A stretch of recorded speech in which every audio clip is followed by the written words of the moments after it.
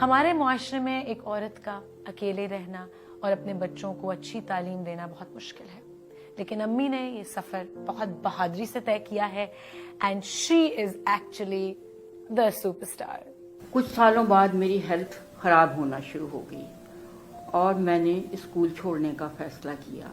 لیکن مجھے کچھ اور بھی کرنا تھا، تو میں نے پھر اسٹیٹ لائف جوائن کیا کیونکہ مجھے کافی ایکسپیرئنس تھا اسٹیٹ لائف کا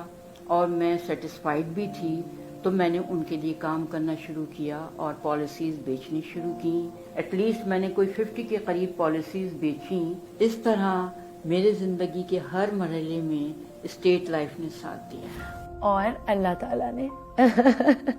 آج ہم جو بھی ہیں امی کی محنت، امی کے ڈیسیژنز اور اسٹیٹ لائف کی پالیسیز کی وجہ سے ہیں۔ Thanks to state life